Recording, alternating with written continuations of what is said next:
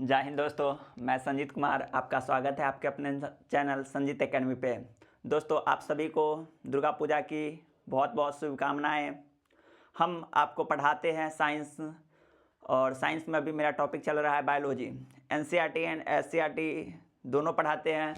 आप बिहार एसएससी, बिहार दरोगा, BPSC teacher या बीपीएससी किसी भी आप सरकारी जॉब की तैयारी करते हैं, चाहे वह सेंट्रल लेवल का हो या बिहार लेवल का हो या कोई भी अदर स्टेट का हो, उसमें एनसीईआरटी का बहुत ही महत्वपूर्ण योगदान रहता है। वही हम साइंस आपको हम एनसीईआरटी एंड एससीईआरटी दोनों पढ़ा रहे हैं। हम साइंस में 5-6 चैप्टर ख़त्म कर चुके हैं। हम पढ़ा रहे थे आपको श्वसन के बारे में। श्वसन के बारे में पढ़ा रहे थे, जैसे कि हम लोग श्वसन करते हैं। पिछली क्लासों में हमने आपको बताया था श्वसन के बारे में कि मानव श्वसन कैसे करता है। तो ऑक्सीजन 21% वायुमंडल से हम लोग अपने शरीर में ग्रहण करते हैं, उसके बाद बाहर निकालते हैं कितना, तो 17% ऑक्सीजन हम बाहर निकाल देते हैं। ओनली 4% ही ऑक्सीजन में हम पूरे शरीर का अपना क्रिया करते हैं। और आज हम पढ़ेंगे क्या पादप में भी श्वसन करता है, मतलब क्या पादप भी यानी पेड़ पौधा श्वसन करता है। तो जी हाँ, वह हम लोग के तरह ही, मतलब जानवर या मानव के तरह ही, जंतु के तरह ही पेड़ पौधा भी श्वसन करता है। पेड़ पौधा भी क्या करता है, अपने अंदर ऑक्सीजन लेता है और कार्बन डाइऑक्साइड को बाहर निकालता है। जी हाँ, आप सही सुन रहे हैं, पेड़ पौधा भी कार्बन डाइऑक्साइड को बाहर निकालता है और ऑक्सीजन को अंदर करता है। मतलब पेड़ पौधा भी श्वसन की क्रिया करेगा तो ऑक्सीजन अंदर लेगा और कार्बन डाइऑक्साइड बाहर निकालेगा। तो ये क्या करेगा, ऑक्सीजन को इन करेगा। क्या करेगा, ऑक्सीजन को इन करेगा अपने अंदर, और ये कार्बन डाइऑक्साइड बाहर निकालेगा। श्वसन की क्रिया में ये भी जिस तरह से मानव का श्वसन क्रिया होता है, हम लोग क्या करते हैं, ऑक्सीजन को अंदर लेते हैं, कार्बन डाइऑक्साइड को बाहर निकालते हैं। उस तरह से भी पेड़ पौधा भी उसी तरह से कार्बन डाइऑक्साइड को बाहर निकालता है। तो कार्बन डाइऑक्साइड बाहर निकालेगा तो इसमें हो गया। लेकिन होता क्या है कि जनरली कि पेड़ पौधा भी 24/7 आवर, मतलब 2400 घंटा वो भी श्वसन की क्रिया करता है। 24/7 आवर ये भी मतलब श्वसन की क्रिया करता है। क्या करता है, श्वसन की क्रिया करता है। पेड़ पौधा भी 2400 घंटा श्वसन की क्रिया करता है। बट यह क्या करता है, प्रकाश की उपस्थिति में, जिस समय प्रकाश हो उसी समय, मतलब पेड़ पौधा क्या करता है, प्रकाश की उपस्थिति में ही ओनली ऑक्सीजन को बनाता है, मतलब कार्बन डाइऑक्साइड को इन करता है और ऑक्सीजन को क्या करता है, आउट करता है। लेकिन जब श्वसन की क्रिया के बारे में पूछा जाए तो जिस तरह से हम श्वसन करते हैं उसी तरह से पेड़ पौधा भी श्वसन करता है। ऑक्सीजन को इन करता है, कार्बन डाइऑक्साइड को बाहर करता है। इसीलिए आप सुने होइएगा कि रात के समय में पेड़ के नीचे नहीं सोना चाहिए। क्यों नहीं सोना चाहिए, क्योंकि पेड़ पौधा को भी ऑक्सीजन की जरूरत पड़ती है और वह कार्बन डाइऑक्साइड को छोड़ती है। तो इसीलिए कहा गया है कि रात के समय में पेड़ पौधा के नीचे नहीं सोना चाहिए, क्योंकि रात के समय में पेड़ पौधा तो ऑक्सीजन को बनाता नहीं है, लेकिन वह कार्बन डाइऑक्साइड को बाहर छोड़ता है। मतलब जो भी वह खाना बनाने की, मतलब अपना फोटो प्रकाश संश्लेषण की क्रिया करने की विधि कब करता है, तो वह दिन के समय में करता है। वह दिन के समय में इतना ऑक्सीजन को मतलब बाहर निकाल देता है कि हम लोग उसकी ऑक्सीजन के सहारे जी पाते हैं। और पेड़ पौधा थोड़ा मोड़ा ऑक्सीजन क्या करता है, अपने अंदर मतलब लेता रहता है श्वसन के लिए। चलिए इसके बारे में हम लिखेंगे। क्या लिखेंगे, तो पेड़ पौधा एवं अन्य जानवर, पेड़ पौधा भी यहाँ पे लिखिएगा, पेड़ पौधा भी लिखिएगा स्टार लगा के, पेड़ पौधा भी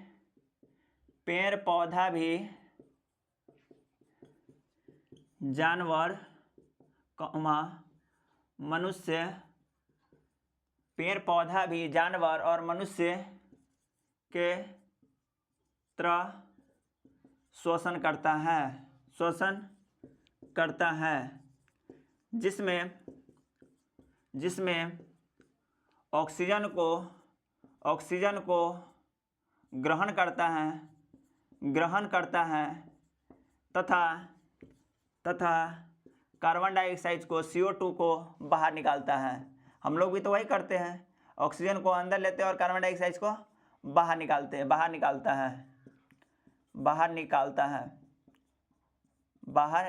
है। इसके बाद पेड़ पौधा में ये हो गया। पेड़ पौधा क्या करता है, तो ज़्यादा ऑक्सीजन बना देता है, तो ज़्यादा ऑक्सीजन बनाएगा। और पेड़ पौधा क्या करता है, प्रकाश संश्लेषण की क्रिया में, तो पेड़ पौधा क्या करता है, प्रकाश संश्लेषण से क्या करता है,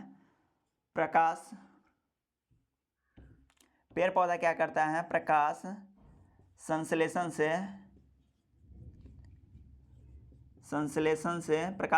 से क्या करता है, ये अपना भोजन बनाता है।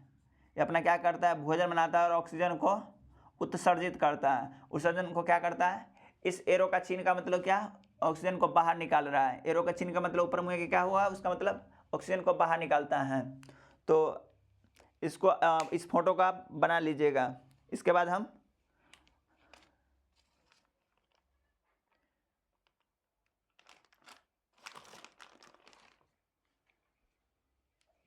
इस फोटो को आप बना लीजिएगा।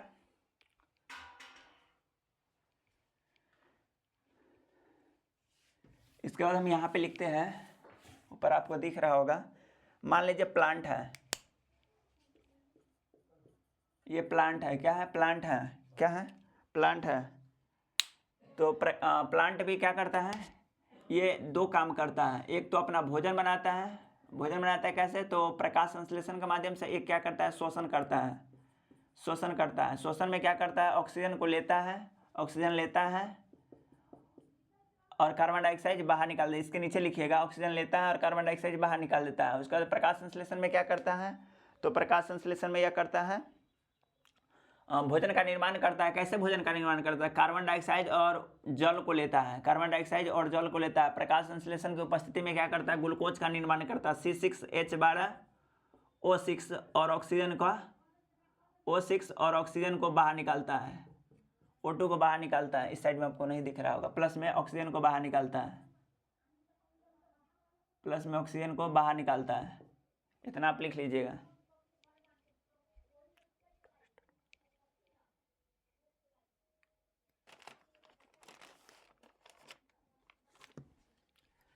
चलिए आप फोटो बना लिए होइएगा। ये क्या करता है, प्रकाश संश्लेषण में पादप क्या करता है, ऑक्सीजन को अंदर लेता है, कार्बन डाइऑक्साइड को बाहर निकालता है। मतलब ये भी श्वसन, मतलब पेड़ पौधा भी श्वसन 24/7 आवर करता है। मतलब ये भी जिस तरह से हम लोग श्वसन करते हैं उस तरह से प्रकाश संश्लेषण ये भी करता है।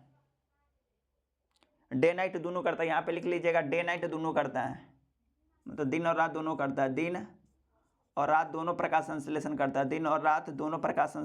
है, दोनों श्वसन की क्रिया करता है, प्रकाश संश्लेषण नहीं, श्वसन की क्रिया करता है। दिन में सिर्फ प्रकाश संश्लेषण की क्रिया करता है।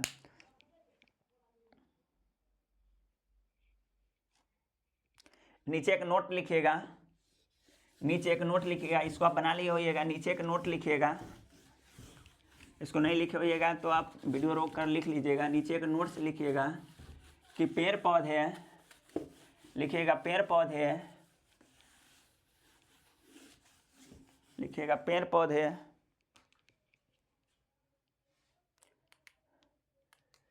पौधे नोट में लिखिएगा, पेड़ पौधे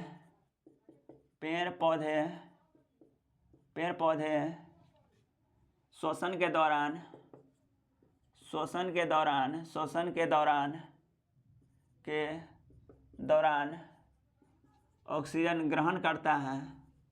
ऑक्सीजन ग्रहण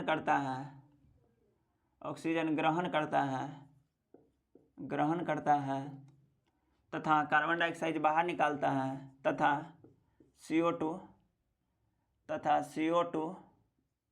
बाहर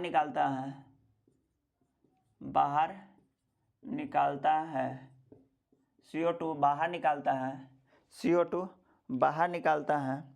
इसीलिए CO2 बाहर निकालता है। तो आप बोलिएगा ना कि कार्बन डाइऑक्साइड, ये तो दिन की क्रिया हो गया, श्वसन के दौरान ऑक्सीजन ग्रहण की 24 घंटा का क्रिया हो गया। क्या हो गया, पेड़ पौधे श्वसन करता है तो ये 24 घंटा क्रिया होगा।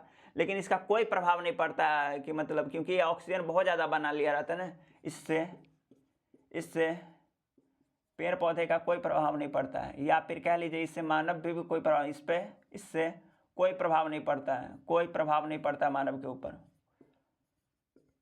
नहीं पड़ता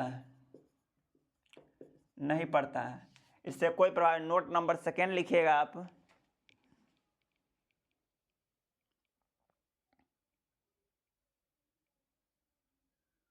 और पेड़ पौधे शोषण कैसे करता है? तो पेड़ पौधे शोषण कैसे करता है? तो पेड़ पौधे क्या करता है? पेड़ पौधे शोषण करता है स्टोमेटा के द्वारा। क्या करता है? स्टोमेटा के द्वारा। स्टोमेटा खुलता है तो कार्बन डाइऑक्साइड वह बाहर निकाल देता है। स्टोमेटा बंद होता है, जो हम आपको अभी बताए थे कि पेड़ पौधे, यहाँ पे एक फोटो बनाए थे, ये फोटो बनाए थे आपको हम। तो पेड़ पौधा, मान लीजिए कि ये एक पौधा हो गया, क्या हो गया? ये एक पौधा हो गया,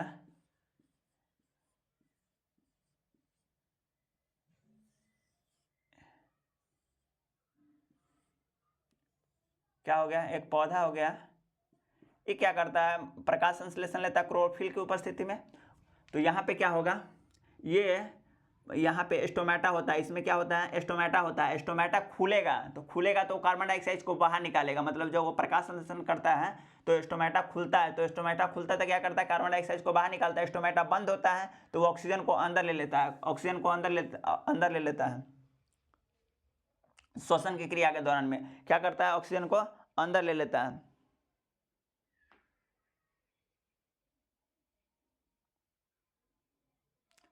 क्या करता है? श्वसन के दौरान क्या करता है? श्वसन के दौरान क्या करता है? स्टोमेटा खुलता है।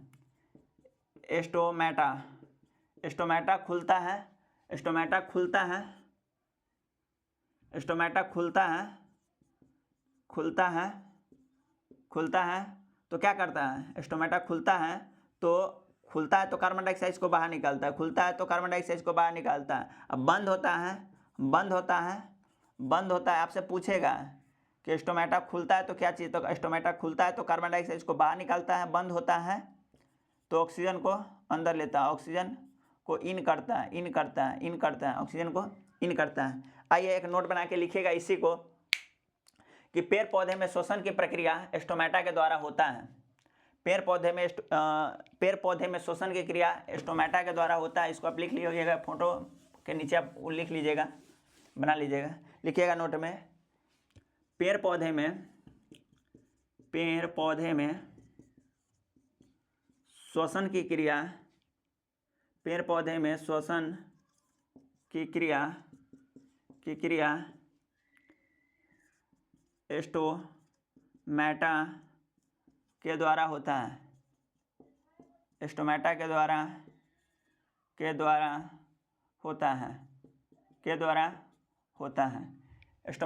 होता है। इसमें छोटे छोटे स्टोमेटा में मतलब इसमें छोटे छोटे छिद्र होता है। क्या होता है? छोटे छोटे छिद्र होता है, जिसके सहारे क्या करता है? जिसके सहारे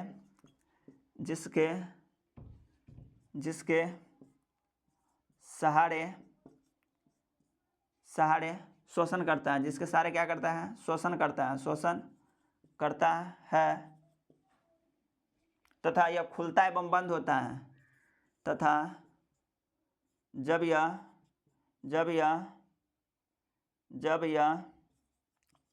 खुलता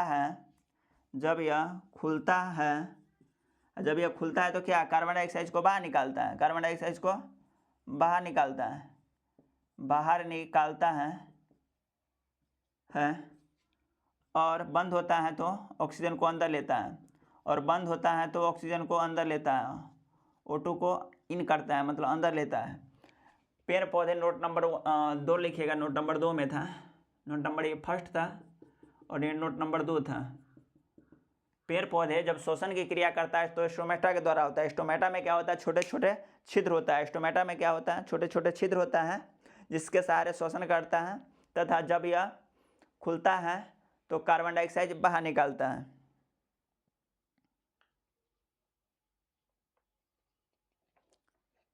नोट देके लिखिएगा।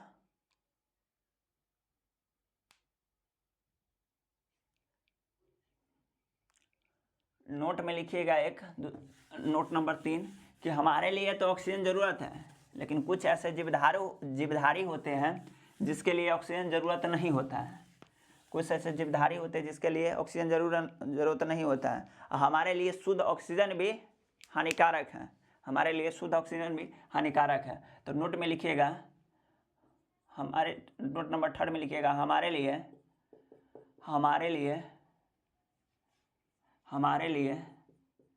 हमारे लिए ऑक्सीजन ज़रूरत है,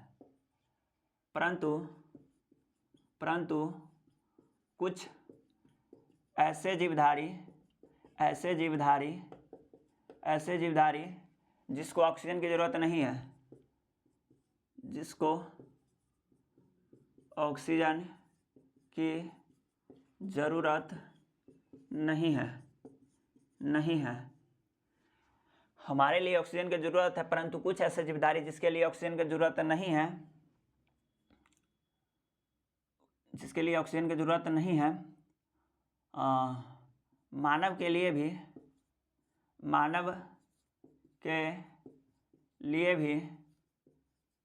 शुद्ध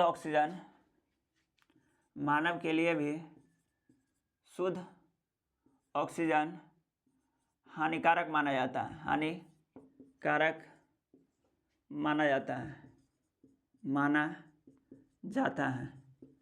हानिकारक माना जाता है, क्योंकि आप देखोगे वायुमंडल में क्या होता है, ऑक्सीजन के साथ साथ कार्बन डाइऑक्साइड होता है, नाइट्रोजन होता है। तो ये क्या हो गया, हवा मिक्सर हो गया ना, मिश्रण हो गया। तो अगर हम शुद्ध ऑक्सीजन ही लेना कर ले तो क्या है, हमारे स्वास्थ्य के लिए हानिकारक माना जाता है। अब एक स्टार लगा के लिखिएगा। अब चैप्टर आपका हो गया खत्म। अब स्टार लगा के अब लिखिएगा। हेमोग्लोबिन में जब आप ये चैप्टर खत्म हो गया, उसके बाद कुछ पॉइंटें हैं उसको आप लिख लीजिएगा एग्जाम के लिए जो इम्पोर्टेंट है। Haemoglobin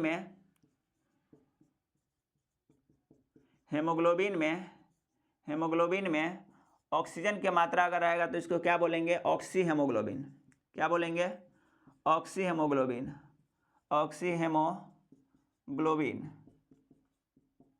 haemoglobin. जब कार्बन डाइऑक्साइड की मात्रा हो हेमोग्लोबिन में, जब कार्बन डाइऑक्साइड की मात्रा हो तो इसको क्या बोलेंगे, अनऑक्सी हेमोग्लोबिन। क्या बोलेंगे, अनऑक्सी हेमोग्लोबिन। अनऑक्सी या कार्बोक्सिल बोलेंगे, अनऑक्सी या कार्बोक्सी बोलेंगे। क्या बोलेंगे, अनऑक्सी या कार्बोक्सी बोलेंगे। अनऑक्सी या कार्बोक्सी क्या बोलेंगे, अनऑक्सी या कार्बोक्सी हेमोग्लोबिन बोलेंगे। जिस हेमोग्लोबिन में ऑक्सीजन की मात्रा उपस्थित हो उसे ऑक्सी हेमोग्लोबिन बोलेंगे। जिसमें ऑक्सीजन की मात्रा ना हो उसे क्या बोलेंगे, कार्बोक्सी, मतलब कार्बन डाइऑक्साइड जो, उसको क्या बोलेंगे, कार्बोक्सी हेमोग्लोबिन बोलेंगे। एक नीचे एक और स्टार लगा के लिखिएगा, यहाँ पे स्टार लगा के लिखिएगा। फेफड़ा एनसीईआरटी या एससीईआरटी पढ़िएगा, उसमें लिखा होगा फेफड़ा। आपसे पूछेगा कि फेफड़ा कहाँ स्थित होता है, तो आपको बताना पड़ेगा फेफड़ा वक्ष गुहा में स्थित होता है। फेफड़ा वक्ष गुहा में स्थित होता है। स्टार लगा के लिखिएगा, फेफड़ा वक्ष गुहा में स्थित होता है। फेफड़ा वक्ष गुहा में स्थित होता है। फेफड़ा वक्ष गुहा में स्थित होता है। आपसे पूछेगा इसी चैप्टर में, आपसे पूछेगा, आप एससीईआरटी पढ़िएगा, उसमें आपसे पूछेगा एंजाइम क्या है, इसको आप लिख लिए होइएगा। इसके बारे में आपसे पूछेगा कि एंजाइम क्या चीज़ से बना रहता है, एंजाइम क्या चीज़ से बना हुआ रहता है, तो आप लिखिएगा एंजाइम प्रोटीन का बना होता है। स्टार लगा के लिख लीजिएगा, एंजाइम प्रोटीन का बना होता है। एंजाइम प्रोटीन का बना होता है। एंजाइम प्रोटीन का बना होता है। एंजाइम प्रोटीन का बना होता है। अब हम न्यू चैप्टर स्टार्ट करेंगे। प्रोटीन का बना होता है, प्रोटीन का बना होता है। इसके बाद हम न्यू चैप्टर स्टार्ट करेंगे, पादप और जंतुओं में परिवहन। क्या स्टार्ट करेंगे, पादप और जंतुओं में परिवहन। परिवहन कहने का मतलब क्या, मेरे शरीर में ब्लड का परिवहन जो होता है उसी के बारे में पढ़ेंगे कि मानव में ब्लड का परिवहन कैसे होता है, उसके बारे में पढ़ेंगे। परिचरण तंत्र या परिवहन तंत्र बोल देंगे। क्या बोलेंगे, परिवहन तंत्र। ये आपको हो गया कक्षा 7 के अध्याय 7 में हो गया। कक्षा 7 के अध्याय 7 में हो गया। जितने भी चैप्टर खत्म हो गया उस चैप्टर को आप पढ़ लीजिएगा। एनसीईआरटी पढ़ने से जितने बार पढ़िएगा उतना बार आप कुछ ना कुछ नया आप सीखते रहिएगा। जैसे कि कक्षा 6 के चैप्टर नंबर 1 पढ़िएगा, कक्षा 7 के चैप्टर नंबर 2 पढ़िएगा, कक्षा 8 के चैप्टर नंबर 2, कक्षा 9 के चैप्टर नंबर 13। अभी जो हम चैप्टर खत्म किए वो भी चैप्टर आप पढ़ सकते हैं एनसीईआरटी में। तो आइए हम पढ़ते हैं पादप और जंतुओं में परिवहन के बारे में पढ़ते हैं। पादप क्या है, कक्षा 7 के चैप्टर 7 में पादप और जंतुओं में परिवहन। पादप और जंतुओं में परिवहन, जंतुओं में परिवहन, क्या पढ़ेंगे, परिवहन, पादप और जंतुओं में परिवहन। जैसे कि होता क्या है, जिस तरह से मानव या जंतुओं में भी मतलब ब्लड का सर्कुलेशन होता है, ब्लड का सर्कुलेशन होता है, उसी के बारे में हमको पढ़ना है। तो आइए हम पढ़ेंगे। देखिए ये क्या है, ये है क्या, ह्यूमन बॉडी, मानव का शरीर है, मानव का शरीर है, मानव का शरीर है, शरीर है। इसमें क्या होगा, ब्लड सर्कुलेशन होगा, क्या होगा, ब्लड सर्कुलेशन, मतलब परिचरण तंत्र, परिवहन तंत्र, परिवहन तंत्र, परिवहन तंत्र क्या होगा, परिवहन तंत्र हम पढ़ेंगे। क्या पढ़ेंगे, परिवहन तंत्र पढ़ेंगे।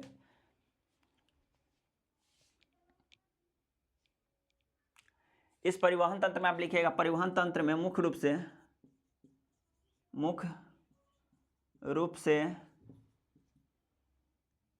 परिवहन तंत्र में क्या होता है, मुख्य रूप से रक्त, मुख्य रूप से कौन कौन भाग लेता है, रक्त, दो में रक्त नलिका, रक्त नालिका, रक्त नालिका, और तीसरा क्या होता है, तो तीसरा होता है हृदय, तीसरा हृदय से मिलकर बना हुआ रहता है, क्या, हृदय से मिलकर बना हुआ रहता है, हृदय, हृदय, तीसरा हो गया क्या, हृदय से मिलकर बना रहता है, हृदय से मिलकर बना हुआ रहता है, हृदय से मिलकर बना होता है, बना होता है। इसको आप लिख लीजिएगा, हृदय से मिलकर बना होता है। अब देखिए हम आपको एक चीज़ और बताइए, इसको आप लिख लीजिएगा, एक चीज़ और हम बता रहे हैं, मानव में जो ब्लड होता है वह संयोजित ऊतक होता है। तो आपसे पूछेगा, आपसे क्या पूछेगा कि संयोजित ऊतक, इनमें से कौन सी संयोजित ऊतक है, उसमें आपको ब्लड दे देगा और भी 3 ऑप्शन देगा। तो हम कैसे पहचानेंगे कि संयोजित ऊतक कौन है, जो हमारे शरीर में, जैसे पहचानने का तरीका बता रहे हैं कि हमारे शरीर में, इसको आप लिख लीजिएगा, हमारे शरीर में जो पूरे शरीर हो, जैसे पूरे शरीर क्या क्या हो सकता है, तो ब्लड होगा, त्वचा होगा, हड्डी होगा, ये सब क्या हो जाएगा, जो पूरे शरीर में हो वह संयोजी के अंतर्गत आता है। तो पहचानने का एकदम आपको हम सही सटीक तरीका बता दिए हैं। जैसे हड्डी हो गया, पूरे शरीर में हो गया तो ये संयोजिक ऊतक हो गया, त्वचा हो गया पूरे शरीर में है तो संयोजिक ऊतक हो गया, ब्लड हो गया ये भी पूरे शरीर में सर्कुलेट होता है तो क्या हो गया, संयोजित ऊतक हो गया। तो आइए हम इसी के बारे में हम पढ़ेंगे। उसके बाद ब्लड का क्या करता है, तो फेफड़ा क्या करता है, फेफड़ा से क्या होता है, वहाँ से सर्कुलेट होता है, और ऑक्सीजन क्या करता है, पूरे शरीर में ब्लड को ले आता है, ऑक्सीजन क्या करता है, पूरे शरीर में ब्लड को ले जाता है, ऑक्सीजन क्या करता है, पूरे शरीर में ब्लड को ले आता है। इसका खोज जो किया हुआ था विलियम हार्वे ने किया हुआ था। ब्लड का खोज किसने किया था, तो विलियम हार्वे ने किया हुआ था। तो आइए हम ब्लड के बारे में जान लेते हैं, ब्लड के बारे में जान लेते हैं। क्या करेंगे, ब्लड के बारे में जान लेते हैं। देखिए ये जो ब्लड हो गया, ये ब्लड हो गया, ये जो ब्लड हो गया, ये ब्लड हो गया, इसका क्या कार्य है, तो भोजन का परिवहन करना, भोजन का परिवहन करना, परिवहन करना, भोजन का परिवहन करना। क्या हो गया, भोजन का परिवहन करना, भोजन का परिवहन करना। भोजन का परिवहन कहाँ करता है, तो हम आपको बताए थे जब छोटी आंत पढ़ाए थे, तो वहाँ पे हम बताए थे कि छोटी आंत में क्या करता है, भोजन, छोटी आंत क्या करता है, भोजन को अवशोषण करता है, मतलब जितना भी पोषक पदार्थ हो गया तो भोजन को क्या करता है, तो छोटी आंत से भोजन को ले आता है, छोटी आंत से भोजन को ले आता है। क्या करता है, छोटी आंत से भोजन को ले आता है, छोटी आंत से भोजन को ले आता है। उसके बाद क्या लिखेंगे, ऑक्सीजन का परिवहन करता है, ऑक्सीजन का परिवहन करता है, ब्लड ऑक्सीजन का मतलब परिवहन करता है, परिवहन करता है, ऑक्सीजन का परिवहन करता है। ये ऑक्सीजन कहाँ से लेता है, तो ऑक्सीजन फेफड़ा से लेता है। कहाँ से लेता है, फेफड़ा से लेता है। ऑक्सीजन कहाँ से लेता है, तो फेफड़ा से लेता है। और उसके बाद ब्लड का और क्या काम है, तो ब्लड का काम है अवशिष्ट पदार्थों को बाहर निकालना, अवशिष्ट पदार्थों को बाहर निकालना। क्या काम है, अवशिष्ट पदार्थों को बाहर निकालने में मदद करना, अवशिष्ट पदार्थों को, अवशिष्ट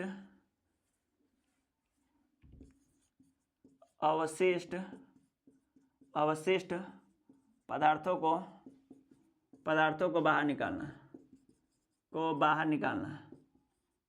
बाहर निकालना, अवशिष्ट पदार्थों को बाहर निकालना। तो ये ब्लड का मुख्य रूप से काम है। तो ये ब्लड देके आप तीनों पॉइंट लिख लीजिएगा, ब्लड देके तीनों पॉइंट लिख लीजिएगा, ठीक है।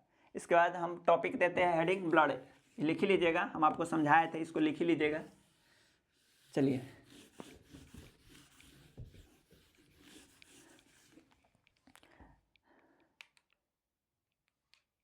लिखिएगा टॉपिक मानव रक्त के सामान्य जानकारी, मानव रक्त के सामान्य जानकारी।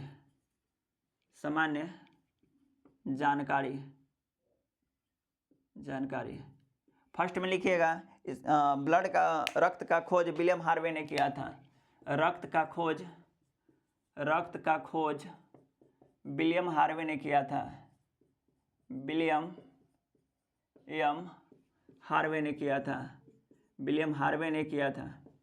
रक्त का खोज, आप नोट प्रॉपर बनाइए, विलियम हार्वे ने किया था। रक्त का खोज विलियम हार्वे ने किया था। क्या है? रक्त का खोज विलियम हार्वे ने किया था। रक्त एक तरल के मतलब आप समझिएगा द्रव अवस्था में। क्या हो गया? तरल एक हो गया क्या? द्रव अवस्था में। जैसे प्लाज्मा अवस्था पर, आप तरल के बारे में आपको बस इतना बता देते हैं। अभी हम जब पढ़ाएंगे फिर हम आपको वहाँ पे डिटेल में बताएंगे। तरल का मतलब हो गया द्रव। क्या हो गया? तरल का मतलब द्रव्य हो गया। मतलब जैसे पानी हो गया उसी तरह से द्रव रहता है, लेकिन ये हल्का गड्ढा में होता है इसलिए इसे तरल बोलते हैं। तो यहाँ पे दूसरा नंबर पॉइंट लिखिएगा, ये पहला पॉइंट हो गया। दूसरा नंबर लिखिएगा रक्त तरल संयोजिक उत्तक है। रक्त तरल संयोजी, तो आपसे पूछेगा रक्त कौन से संयोजिक उत्तक है? तरल, या इसमें से कौन तरल संयोजिक उत्तक है? रक्त तरल संयोजिक उत्तक है। रक्त तरल संयोजिक उत्तक है।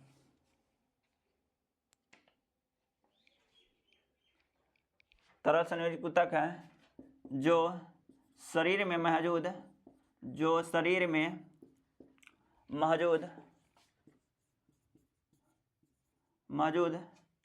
नलिकाओं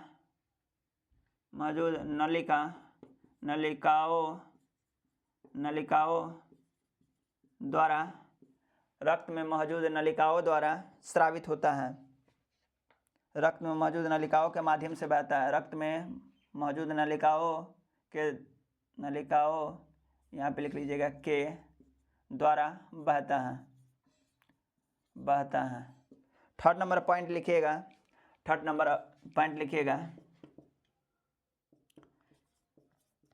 रक्त छोटी आंत से भोजन के बगल में ब्रैकेट में लिख लीजिएगा पोषक तत्व। रक्त छोटी आंत, यहाँ पे क्या लिखिएगा? छोटी आंत। रक्त छोटी आंत से भोजन यानी पोषक तत्व को प्राप्त करता है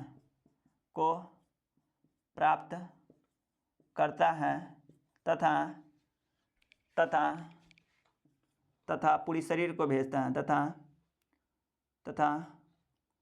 तथा पूरी कोशिका को यानी सभी कोशिका को पहुंचाता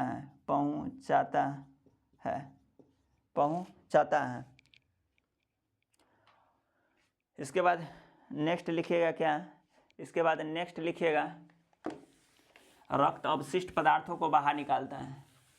रक्त अवशिष्ट पदार्थों को बाहर निकालता है। रक्त अवशिष्ट पदार्थों को बाहर उत्सर्जित करता है। क्या लिखिएगा? रक्त अवशिष्ट पदार्थों को बाहर उत्सर्जित करता है।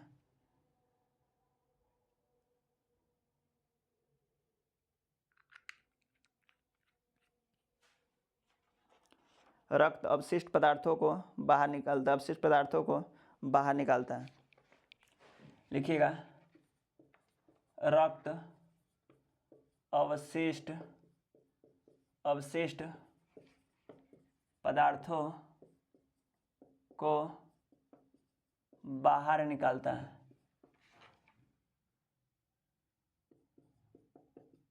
बाहर क्या क्या निकालता है? तो ये कार्बन डाइऑक्साइड, NaCl, शुगर और कैल्शियम ETC। कैसे निकालता है मैं आपको बाद में बता देंगे, पहले आप ये लिख लीजिए, बाहर निकालता है, ठीक है। इसके बाद लिखेंगे कि मानव में रक्त कितना होता है। इसके बाद लिखेंगे मानव में रक्त कितना होता है। तो अगर मानव का वेट 70 kg है, अगर मानव का वेट 70 kg है तो उसमें रक्त का मात्रा होगा 5.5 लीटर। अगर मानव का क्या नंबर पॉइंट था, पॉइंट आप लिखते जाइएगा, 3 नंबर था कि 4 नंबर, 4 नंबर था। 5 नंबर पॉइंट में लिखिएगा अगर मानव का वजन, अगर मान लीजिए मानव का वेट अगर 70 kg है, अप्रॉक्स में 70 kg है, तो उसका कितना लीटर होगा, 5.5 लीटर होगा। अगर मानव का वजन 70 kg है, 70 kg है तो 5.5 लीटर क्या होगा, 5.5 लीटर क्या होगा, 5.5 लीटर उसमें ब्लड होगा, 5.5 लीटर रक्त होगा। अगर मान लीजिए मानव, उसके हिसाब से आप निकाल लीजिएगा। उसके बाद लिखिएगा रक्त का pH मान। नेक्स्ट पॉइंट में लिखिएगा रक्त pH मान के बारे में आपको हम केमिस्ट्री में बताएंगे, बस आप यहाँ पे लिख लीजिएगा। रक्त खट्टा होता है या कड़वा होता है, तो रक्त खट्टा नहीं होता है, रक्त हल्का कड़वा होता है। तो लिखिएगा रक्त का pH मान, रक्त का pH मान 7.3 से लेकर 7.5 तक होता है। रक्त का 7.3 से लेकर 7.5 तक होता है, 5 तक होता है। रक्त का pH मान 7.3 से लेकर 7.5 तक होता है। उसके बाद देखते हैं ना, किसी को ब्लड की कमी हो जाता है, किसी को ब्लड की कमी होता है ना, तो कहते हैं 1 यूनिट ब्लड की जरूरत है, 2 यूनिट ब्लड की जरूरत है, ताकि 1 यूनिट में ब्लड होता कितना है, कितना ml होता है ब्लड, कितना ग्राम होता है, कितना ml होता है। तो आइए हम यहाँ पे नीचे में लिखेंगे, आपको दिख रहा होगा 7 नंबर पॉइंट में, 1 यूनिट ब्लड में, 1 यूनिट यानी 1 इकाई ब्लड में, 1 यूनिट ब्लड में कितना होगा, 450 ml होगा, 450 ml होगा।